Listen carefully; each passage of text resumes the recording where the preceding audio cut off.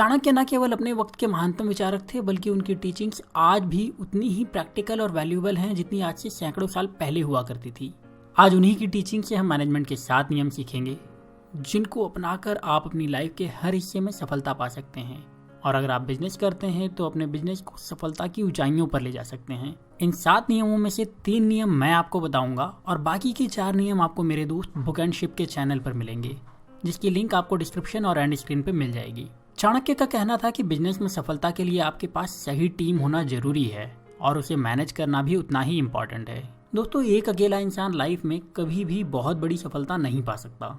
जैसे क्रिकेट में अगर एक प्लेयर ने सेंचुरी मारी या किसी ने लास्ट बॉल पर 6 मार के अपनी टीम को जिता दिया, तो इस जीत पर केवल उस प्लेयर का अधिकार नहीं होता और ना ही पूरा क्रेडिट टीम के कैप्टन को दिया जा सकता है, क्योंकि कैप्टन ने सिर्फ डायरेक्शन दी थी। लेकिन टीम की विक्ट्री के पीछे पूरी टीम का हाथ होता है, जिसमें बॉलर्स, फील्डर्स, सारे बैट्समैन से लेकर टीम की कोच और मैनेजर का भी साथ होता है। एक बिजनेस में सीईओ कंपनी को गाइड करता है और सही डायरेक्शन देता है, पर कंपनी की सफलता के लिए managers, workers, vendors, office boys और ऐसे बहुत सारे लोगों का हाथ होता है। इसी तरह एक टीम में भी अलग अलग तरह के लोग होते हैं और सभी लोगों के अपने अपने पॉइंट्स ऑफ व्यू होते हैं, और यही चीज एक टीम की स्ट्रेंथ होती है, एक टीम की ताकत होती है। फॉर एग्जाम्पल, अगर एक टीम प्रोडक्ट लॉन्च करने के लिए काम कर रही है और तब ग्रुप लीडर ने अपनी टीम से सबका ओपिनियन मांगा, तब हर एक मेंबर का अपना एक पर्सपेक्टिव होगा, अपना एक ओपिनियन होगा। एक मेंबर प्रोडक्ट का बजट कंसीडर करेगा, दूसरा प्रोडक्ट लॉन्च करने की टाइमिंग, तीसरा अट्रैक्टिव पैकेजिंग, और यहाँ पर सभी के पॉइंट सही भी होंगे और इम्पोर्टेंट भी होंगे। एक लीडर को सभी के ओपिनियन को रिस्पेक्ट देनी चाहिए और उसे कंसिडरेशन में लेके आगे बढ़ना चाहिए। आपको ये भी ध्यान रखना होगा कि एक टीम के कैप्टन को हर जीत के बाद क्रेडिट दिया जाता है, पर एक ग्रेट लीडर हर एक विक्ट्री के बाद अपना क्रेडिट अपने टीम मेंबर्स को देता है। ये सबसे बड़ी क्वालिटी होती है एक अच्छे लीडर की, कि अपनी सक्सेस को दूसरों के साथ शेयर करना। और जब कोई नुकसान होता है, प्रॉब्लम होती है, तो एक अच्छा लीडर अपनी टीम को पब्लिक के सामने प्रोटेक्ट करते हुए सारी जिम्मेदारी अपने कंधों पर ले लेता है।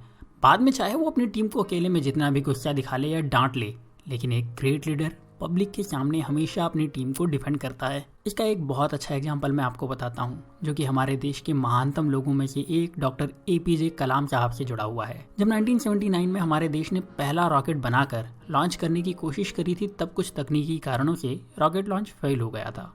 कलाम साहब उस प्रोजेक्ट के डायरेक्टर थे और वो मीडिया को फेस करने से डर रहे थे और उन्हें इस बात का दुख था कि देश के करोड़ों लोगों का पैसा उनकी वजह से बर्बाद हुआ है। तब प्रोफेसर सतीश धवन, जो कि इसरो के चेयरमैन हुआ करते थे, वो कलाम साहब को लेकर प्रेस मीट में पहुंचे और उन्होंने पूरे प्रोजेक्ट की फेलियर का जिम्मा खुद पर ले लिया और उन्होंने कहा कि हम फेल हुए हैं, लेकिन मैं अपनी टीम पर भरोसा करता हूँ और हम सफल होंगे, इस बात का मुझे पूरा यकीन है।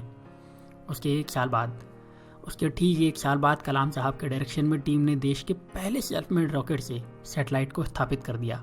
इसके बाद जब प्रेस मीट की बारी आई, तो प्रोफेसर सतीश धवन ने माइक कलाम साहब को पकड़ा दिया और उनसे पूरी कॉन्फ्रेंस को कंडक्ट करने के लिए कहा। उस वक्त के बाद कलाम साहब ने बहुत सारे मिशन को लीड करा, उसमें सफलता भी पाई, लेकिन उनकी इस लीडरशिप का पूरा क्रेडिट सिर्फ और सिर्फ प्रोफेसर सतीश धवन को जाता है। एक सच्चा लीडर ऐसा होता है जो कि सिर्फ लीडरशिप दिखाता ही नहीं, लीडर बनाता भी है। तो अगर आप भी एक अच्छे बॉस बनना चाहते हैं, तो आप एक अच्छे लीडर बनिए और अच्छे लीडर को बनाइए। चाणक्य मैनेजमेंट के नियम बताते हुए ये भी कहते हैं कि एक राजा को अपने कोष का बहुत ध्यान रखना चाहिए। आज के वक्त ये बात हर बिजनेस के मैनेजमेंट के लिए लागू होती है। यहाँ कोष का मतलब है फाइनेंस। चाणक्य ने किंग्स को ये एडवाइस दे रखी थी कि उन्हें हर रोज अपना समय निकालकर अपने कोषाध्यक्ष मतलब फाइनेंस हेड के साथ मीटिंग करना चाहिए।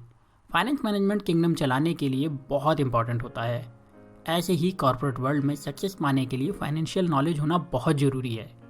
बिना फाइनेंस के कोई भी बिजनेस नहीं चल पाएगा, तो इसका ध्यान रखना बहुत ज़्यादा जरूरी है। चाणक्य ने फाइनेंस मैनेजमेंट या वेल्थ मैनेजमेंट के लिए 4 स्टेजेस बताई हैं।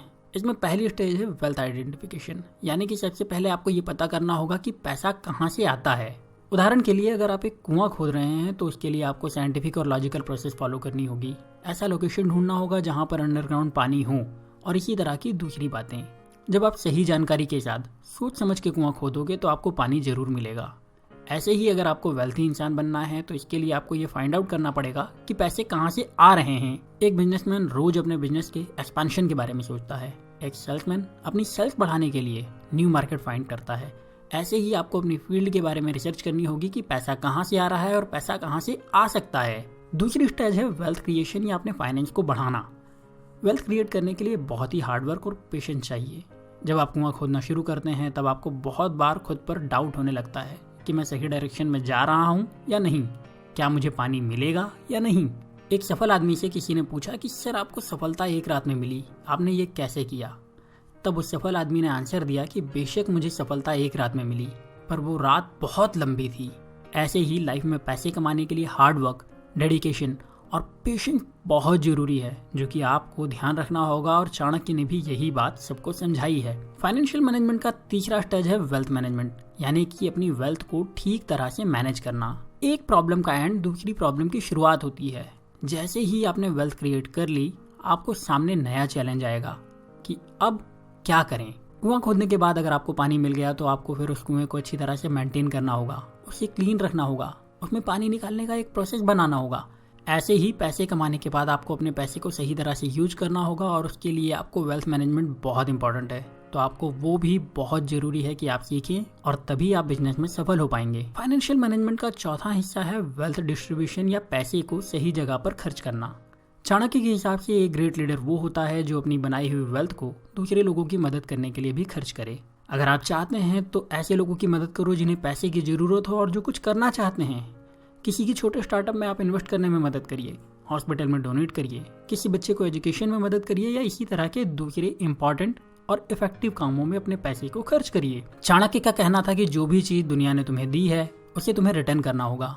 इनमें से कुछ खर्चे आपको डायरेक्ट बेनिफिट देंगे और कुछ इनडायरेक्ट बेनिफिट दे सकते हैं। फॉर एग्जाम्पल, अगर आप एक स्टार्टअप को मदद करने के लिए उसमें इन्वेस्ट करते हैं तो क्या पता वो स्टार्टअप $1 बिलियन कंपनी बन जाए। जब वो स्टार्टअप $1 बिलियन कंपनी बनेगी तो आपको भी बहुत फायदा होगा, ये बात तय है। तो इस तरह का वेल्थ डिस्ट्रीब्यूशन आपको डायरेक्ट बेनिफिट देगा। दूसरा एग्जाम्पल हम लेते हैं एक हॉस्पिटल का। आपने एक हॉस्पिटल को डोनेट करा किसी लाइफ सेविंग इंस्ट्रूमेंट के लिए। अब जितने भी लोग उस इंस्ट्रूमेंट की वजह से फायदा लेंगे, जितने लोगों की जानें बचेंगी, वो सभी आपको दुआएं देंगे और ये हुआ इनडायरेक्ट बेनिफिट। और इस तरह के डिस्ट्रीब्यूशन का फायदा ये भी होगा कि आप अपनी कॉर्पोरेट सोशल रिस्पॉन्सिबिलिटीज को भी निभा पाएंगे और उससे टैक्स भी बचा पाएंगे। तो जब आप वेल्थ डिस्ट्रीब्यूशन करें तो बहुत सोच समझ के करिए। चाणक्य का यह भी कहना है कि लाइफ हो या बिजनेस, आप अकेले कुछ भी बड़ा नहीं कर सकते। और चाणक्य अपने मैनेजमेंट के नियम में इस बात को पूरी ताकत से कहते हैं। चाणक्य का कहना है कि सफल होने के लिए आपके पास भरोसेमंद मित्र होना बहुत जरूरी है।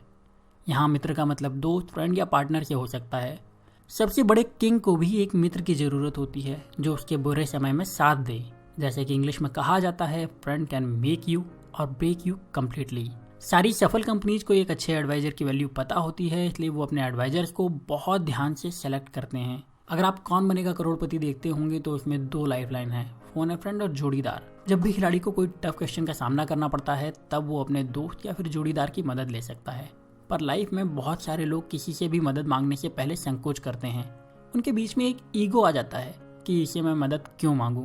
पर आपको ये ध्यान रखना होगा कि दुनिया में कोई भी परफेक्ट नहीं होता और दोस्त से मदद मांगने से आप बहुत सारी मुश्किलों से बच सकते हैं। अगर आपको किसी फील्ड में सफलता पानी है तो आपको उस फील्ड के लोगों से बात करनी चाहिए। और जैसा कि मैंने कहा था, आप लिंक्डइन पर अपनी फील्ड के लोगों से मदद मांग सकते हैं और वो लोग आपकी मदद करेंगे भी। तो दोस्तों, दुनिया में लोग हमेशा मदद करने के लिए तैयार रहते हैं, बस आपको मदद मांगने की जरूरत होती है। तो जो बातें अभी हमने करी हैं उनको मैं आपको एक बार शॉर्ट में फिर से बता देता हूँ। चाणक्य का मैनेजमेंट नियम कहता है, अपनी टीम का ध्यान रखिए, अपने फाइनेंस को अच्छी तरह से मैनेज करिए और अच्छे दोस्त बनाइए जिनसे आप ज़रूरत पड़ने पर मदद मांग सकते हैं। दोस्तों, इस वीडियो से पूरा फ़ायदा उठाने के लिए आप इस वीडियो के दूसरे हिस्से को भी जरूर देखिएगा, जो कि मेरे दोस्त बुक एंड शिप के चैनल पर आपको यहाँ मिल जाएगा। और साथ ही आप हम दोनों के चैनल को सब्सक्राइब करके नोटिफिकेशन भी ऑन कर दीजिएगा, ताकि आप हमारे कोई भी वीडियो मिस ना करें और आपको बहुत सारी हेल्पफुल इन्फॉर्मेशन मिलती रहे। अभी के लिए सिर्फ इतना ही। मैं आपसे मिलूंगा अगले वीडियो में। तब तक अपना प्यार और वक्त देने के लिए बहुत बहुत धन्यवाद।